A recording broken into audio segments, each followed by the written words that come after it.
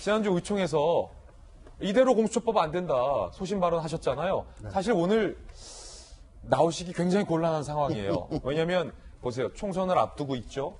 민주당의 당론과 다른 돌직구를 의총에서 날렸죠.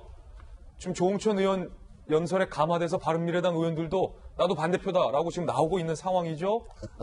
당 안팎에서 제가 볼 때 문자폭탄도 받으신 것도 알고 있는데 오늘 어려운 발걸음 해주셨어요. 뭐 약속을 그렇게 해버렸으니까 시청자들과의 약속 때문에 원래 요 가운데 감사드립니다. 앉아야 될 패널들이 이번 주에 다 공석이라고 이번 주 내내 좀 나와달라고 채널A 쪽에서 말씀을 하셔서 제가 부탁드렸었죠, 이런 지난주에. 일이 있을 거라고 예상을 못하고 알겠습니다라고 약속을 했기 때문에 그런데 예, 어제 사실 뭐 기자들 전화 무척 왔었고요. 하나도 안 받았습니다. 예. 그 이유는 너 어떡할 거냐? 어떡할 거냐? 근데 그게 그렇게 단순하게 OX로 답변을 할 수 있는 사항의 것이 아니고 그러니까 전화를 받아봐야 제가 제대로 그들이 원하는 답을 줄 수 없기 때문에 못 받았는데 여기 오늘 돌직구쇼에 나오게 돼서 아마 많은 기자분들이 좀 배신감을 느낄 수도 있는데 예. 오늘 돌직구쇼에 나온 거는 약속 때문이라는 거 우선 말씀드리고요. 시청자들과의 약속 때문이다. 예. 그 지난주에 의총에서 뭐 비공개 의총에서 제가 말씀을 좀 드렸는데 이제 예. 독소 조항이 있기 때문에 제 평소 소신은 그렇습니다. 이 권력기관이란 것은 그걸 운용하는 사람들의 선의만 믿고 가기에는 너무나 달콤한 것입니다. 달콤하다는 거는 부패하기 쉽다는 거죠. 부패하기 쉽다. 그래서 사람의 선의를 믿고 갈 수는 없고 기관 간의 견제와 균형이 시스템적으로 이루어져야 된다는 게 제 평소 소신입니다. 예. 그래서 실제로 제가 2004년도에 현직 검사일 때 당시에 그 부패방지위원회라는 게 있습니다. 거기 파견을 나가지고 제 최초로 공수처 정부법안을 제가 만들었어요. 예. 그럴 정도로 저는 견제와 균형이 검사 시절에 중요하다고 생각하는 사람이고 그 이후에 그 법안 때문인지 모르겠으나 어쨌든 인사에서 좌천이 좀 되고 예. 또 뭐 화매를 느끼고 검사 생활 그만둔 적이 있습니다. 아니 그러셨던 분인데도 지금 공수처 독소 조항 그건 안 된다는 거잖아요. 어쨌든 치열한 토론을 거쳐서 의견이 수렴이 돼야 된다. 예. 는 게 제 생각이고요.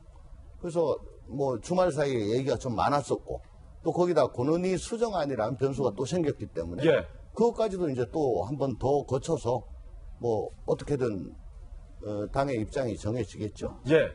그러면 뭐 그 과정이 충실한 토론을 거친 후에 나온 거라면은 뭐 당인으로서는 일단 따라야 된다라고 생각하고 제 페이스북에도 과거에 그렇게 쓴 적이 있습니다. 예. 네. 자, 박정하 대변인. 네. 지금 조홍천 의원님 어려운 자리 해주셨는데 충분하게 토론도 안 거치고 왜 이렇게 그냥 막 달려가느냐. 당의 독주에 브레이크를 걸었다고 해석이 되고 있어요.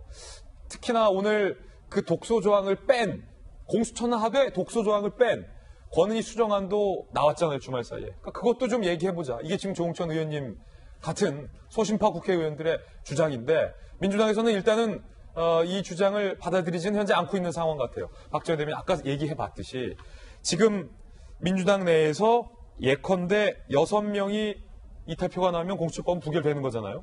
일단 아주 그냥 희망적으로 계산을 해서 바른미래당의 그 찬성을 명시한 두 분, 김관영, 최이배 의원 등이 되는 것 같은데 두 분을 제외한 나머지 분들이 다 이 공수처, 민주당 안에 공수처법은 반대를 하고 민주당 내에서 한 6표 이상이 나오면 부결될 수도 있다는 희망을 갖고는 있습니다만 사실은 굉장히 어려운 상황이에요. 그리고 좀 무기력하고 암담한 건 뭐냐면 좀 전에 우리가 그 민주당 이인영 대표의 말씀 쭉 리포트로 봤는데 공수처법이 마치 검사를 기소하는 것만이 공수처법인 양 계속 여당은 몰아가고 있습니다. 검찰 개혁하는데 공수처법이 있어야 된다고 생각하는데 시청자 여러분 그거하고는 전혀는 아니지만 좀 별건이에요. 민주당 지도부도 좀 솔직하게 얘기를 할 필요가 있다고 저는 봅니다. 첫째 하나는 지금 문제가 되고 있는 독소조항 24조 1, 2항. 예. 1항은 3급 이상 공직자에 문제가 생기는 거를 확인했을 경우, 인지했을 경우 공수처에서 2첩해 갈 수 있다. 2첩 갈 수 있다라는 거잖아요. 근데 4+1에 애초에 있었던 안에서 느닷없이 이 표결안에 올라가는 안에 이 항이 하나 더 붙었어요. 뭐냐면 어떤 경우든 경찰이든 검찰이든 수사 인지를 하게 되면 공수처에 통보를 하게 돼 있어요. 바로 통보해라. 그럼 이건 뭐냐면 조국 수사하지 말라는 거예요. 소위 말하면 지금 최근에 있는 사례 보자고요.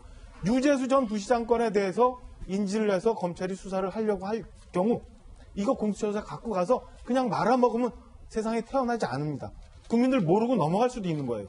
울산에 지금 문제 있는 무슨 하명 수사니 혹은 선거 개입의 문제 그냥 공수처가 가서 만약의 경우 그냥 거기서 문제 없다고 한다면 국민들 모르고 이건 넘어갈 수 있는 이런 굉장히 엄청난 법안을 우리가 앞두고 있는데 토론이 가능한 사회가 아니에요. 김동철 의원 이 건에 대해서 반대했다고 친문으로부터 엄청난 문자 폭탄 주말 새에 받았다는 거 아니에요? 그리고 저도 뭐 대기실에서 봤습니다만은 우리 조 의원님도 굉장히 여러 문자가 오고 있는 것 같아요. 문자 폭탄 받았다. 조홍천도. 이게 뭐예요? 이게 토론이 가능한 사회가 아니잖아요. 저는 예. 그 정도 배우기를 국회의원은 그래도 개개인이 다 헌법기관이라고 배웠는데 이렇게 문제 있는 법안이라면 본회의 내에서 토론 좀 더 해야 되는 거고 아니라면 양심에 맞춰서 투표해야 되는 거 아니에요? 예. 왜 우리는 아직도 토론이 안 되는 사회 그리고 아무도 모르는 국민도 아무도 모르는 이런 법안을 민주당 지도부는 공천이라는 걸 가지고 막 억압을 하면서 표 계산하면서 의원들 강요를 하는지 저는 알 수가 없는데 차라리 그렇다면 권은희안 토론하고 검토해보고 아니면 이거 얘기한 것처럼 본회의 의결 무기명이라도 해야 되는 거 아닙니까? 기명으로 해서 다 억압하려고 하는 거라고밖에 저는 생각 못 하겠습니다. 예.